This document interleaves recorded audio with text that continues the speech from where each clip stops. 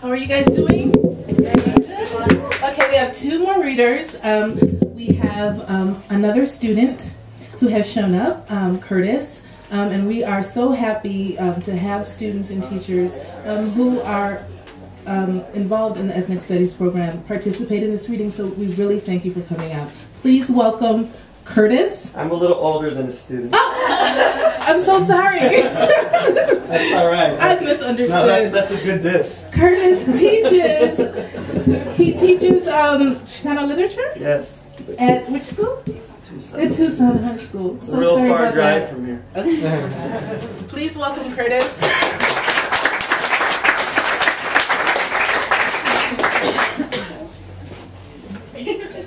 I wasn't prepared. Right away. Hey, how's everybody doing? Good. Whew.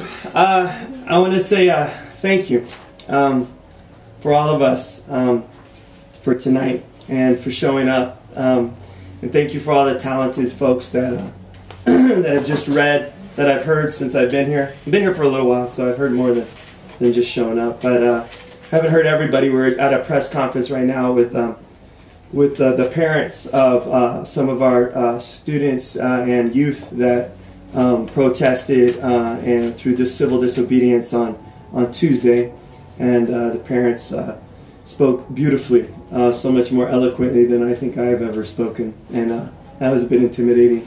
Or either that or I need more rest. My colleagues and I have been through a rough journey for years. I'm going to share a story from that. And but we're constantly inspired by our youth and the community outpouring, and the small and large embraces from our community, like tonight. So I just wanted to make sure I had an opportunity to look in all of your eyes and say for all of us and the 11 of us that are suing the state to protect our classes, for academic freedom, for the beautiful stories, literature, art of our gente, for our history. We thank you. This has a story to it. I wrote this in 2005, before I became a PhD student and stopped writing beautiful things and started writing just drab scholarly work. I have a final I'm working on right now, so excuse the cynicism.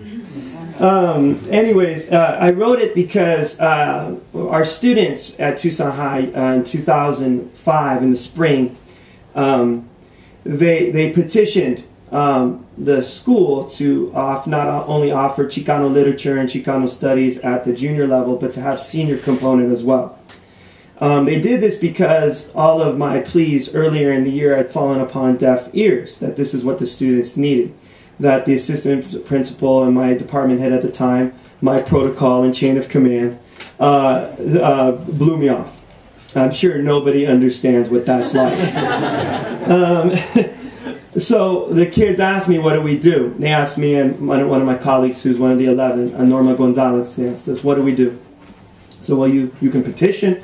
And we just told them, like, loosely what one would do or what a group would do to get this done. And they went out and did it. They had these petitions. They're out during lunch and they're making this thing happen. They had like way more signatures than you would ever need to get an academic class at a school where most people are filled with ennui and absolute apathy, and everybody's waiting to be free called after the last bell.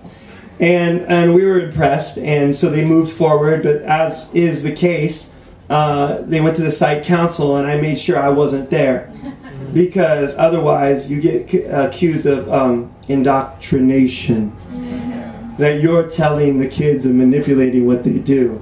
Sounds awful like the story that's currently happened. We're not that creative or passionate. We're passionate, but we're not as energetic as they are, so there's no way we could ever do the things our youth do, and let alone create it, let alone force them to do it. This was awesome, and they did it. And at one time during the site council meeting that I attended, the next one to bring the curriculum forward,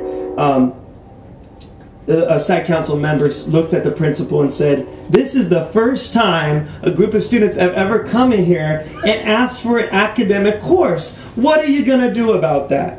Now, 5 minutes before this meeting started, he was telling us he was hesitant about giving us the opportunity to teach these classes.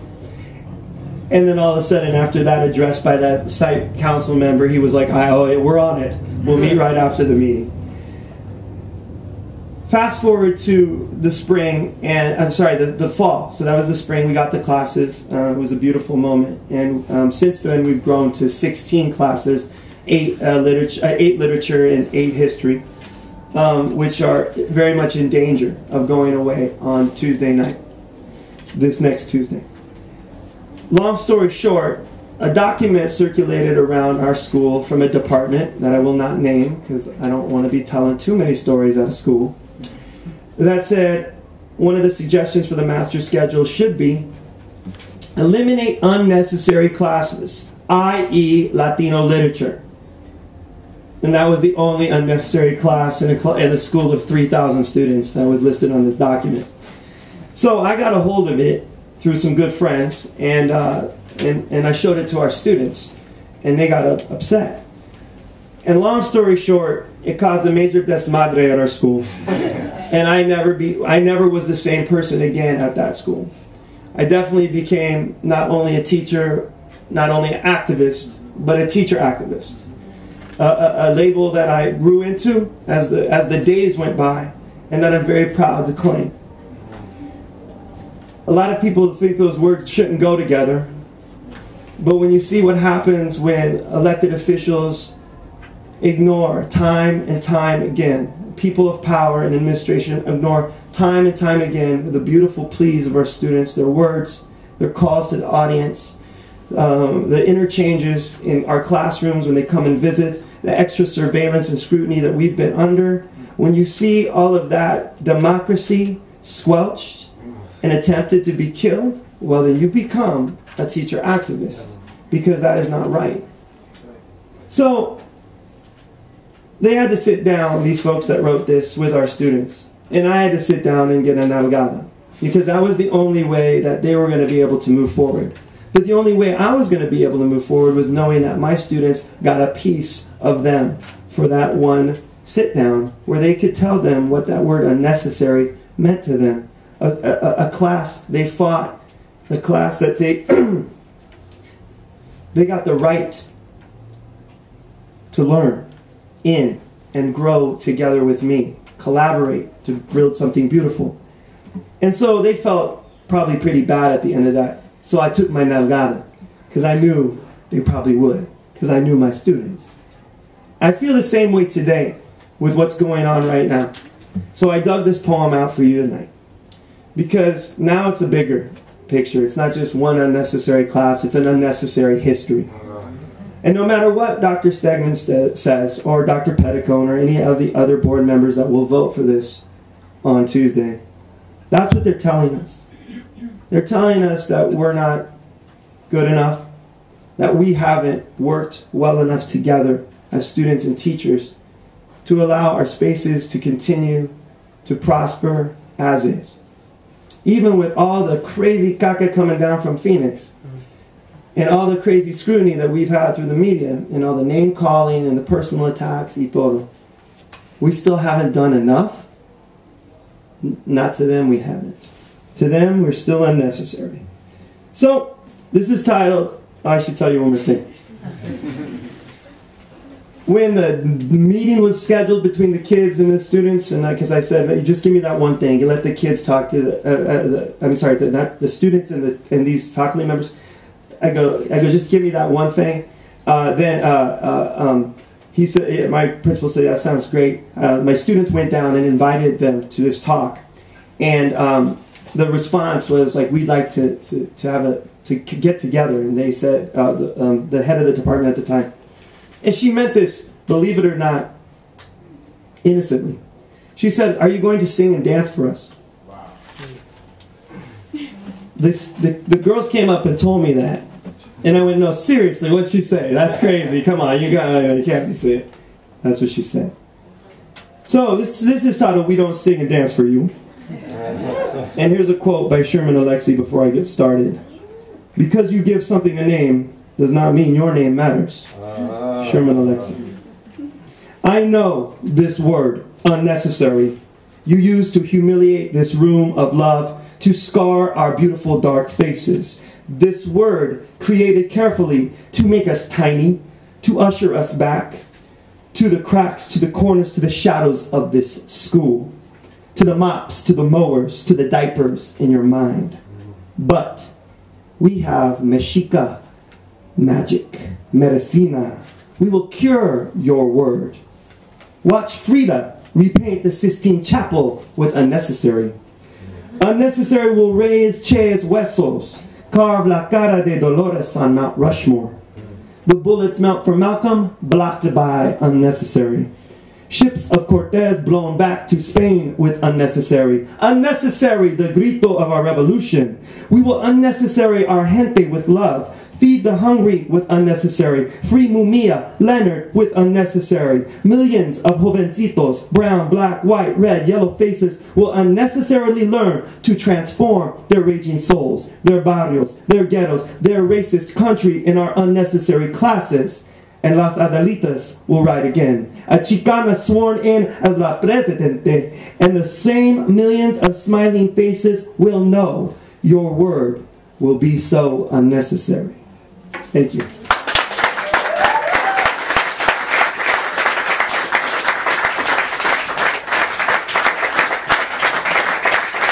Here is a native of Trinidad and Tobago, a Cavetanum Fellow, and author of Tarnish and Masquerade from Cipher Books 2006. He is co-founder and artistic director of the Louder Arts Project and teaches at Fordham University. He lives in Chicago and Brooklyn. Please welcome Roger Bonair-Agard.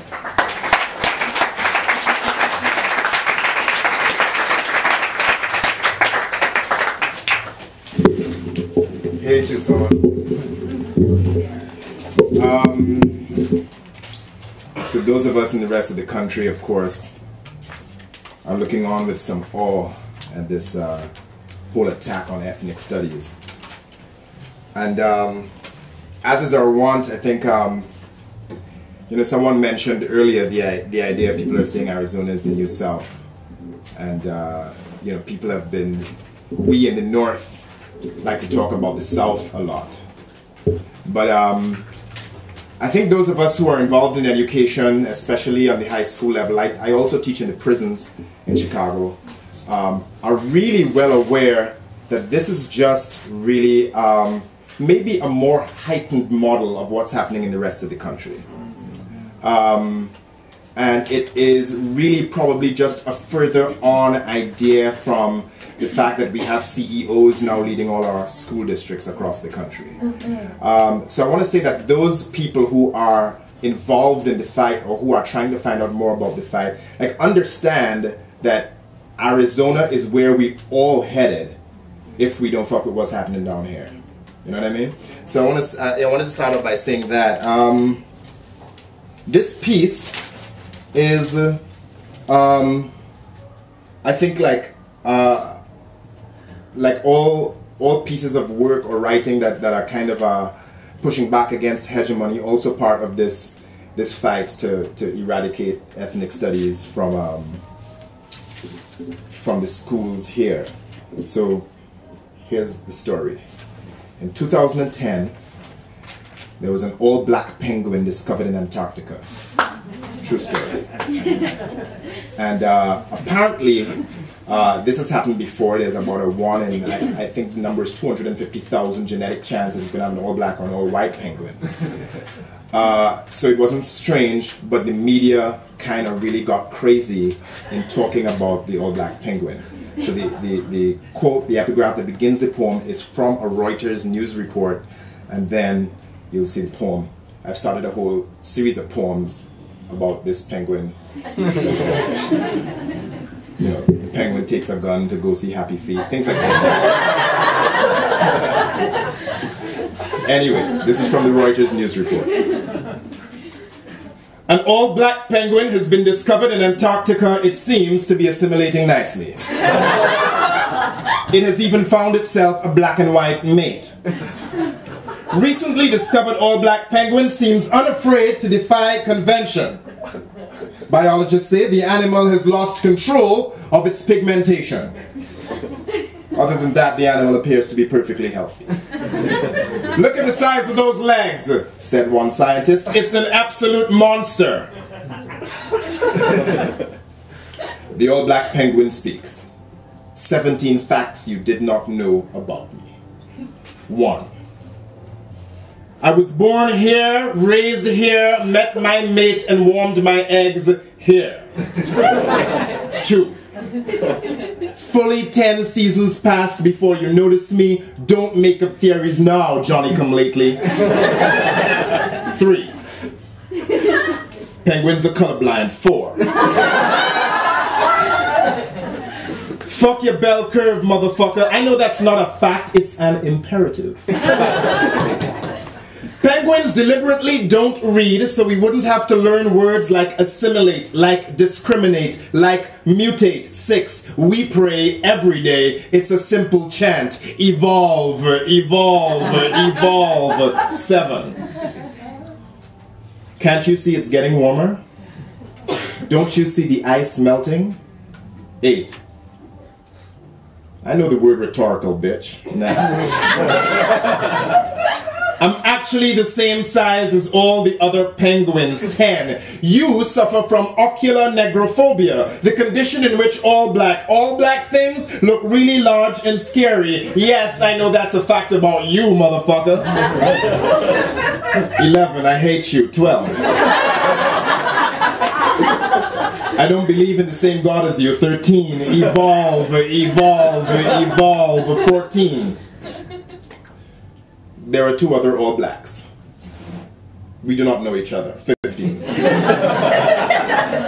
I'm prettier than you. 16. I'm making up a song about you. It's called Albino Motherfucker. 17. We have a few all white penguins here. We're cool. They hate you too. Thank you all very much, and thank you so much for letting me read.